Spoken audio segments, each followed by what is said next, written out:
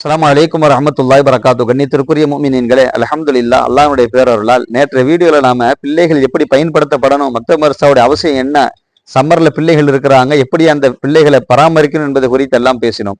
அதனுடைய தொடரில் இன்ஷா அல்லாஹ் இந்த காணொளி ஸல்லல்லாஹு அலைஹி வஸல்லம் அவங்க சொன்னாங்க, உங்க பிள்ளைகளுக்கு 3 விஷயத்தை நீங்க கற்றுக் கொடுங்க, சொல்லித்தாங்க. அதுல முதலாவது ஹுப்பு நபிய்யிக்கும், நபி ஸல்லல்லாஹு அலைஹி வஸல்லம் பிரியத்தை உங்க பிள்ளையுடைய கல்புல பதிய வைங்க. ரெண்டாவது சொன்னாங்க ஹுப்பு அஹ்லி பைத்திஹி, ஸல்லல்லாஹு அலைஹி வஸல்லம் அஹ்ல பைத்துகளை குடும்பத்தார்களை பத்தி சொல்லித்தாங்க, அவங்க பிரியத்தை பத்தி பிள்ளைகளுடைய கல்புல வைங்க.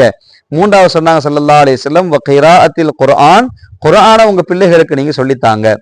பொதுவாக இதை மூன்றையும் நம்முடைய பிள்ளைகளுக்கு நாம் சொல்லித் தருகிற போது பெருமக்களை, இன்றைக்கு நிறைய பிள்ளைகள் வாலிபர்கள் வழிதவறி போய் நிற்கிறார்கள். அதிலிருந்தும் இந்த 3 விஷயங்கள் அவர்களை பாதுகாக்கிறது. அதிலும் குறிப்பாக அல் குர்ஆன், ஸல்லல்லாஹு அலைஹி வஸல்லம் 3வது சொன்னாங்க குர்ஆனை சொல்லித்தாங்க அப்படின்ட்டு.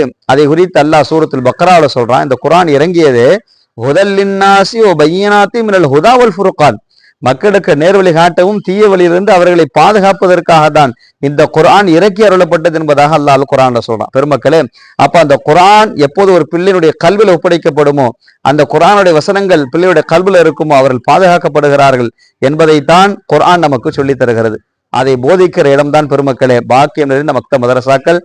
சம்மர் கோர்ஸ்ல எங்கெல்லாம் மதரசாக்கள் நடக்குதோ அதிலே நம்முடைய பிள்ளைகளை அனுப்பி பயனுள்ள பிள்ளைகளாக அவர்களை ஆக்க வேண்டும். அல்லாஹ் ரப்பல் ஆலமீன் இந்த வாய்ப்பையும் பாக்கியத்தையும் நமக்கு தந்து கொண்டே இருப்பானாக.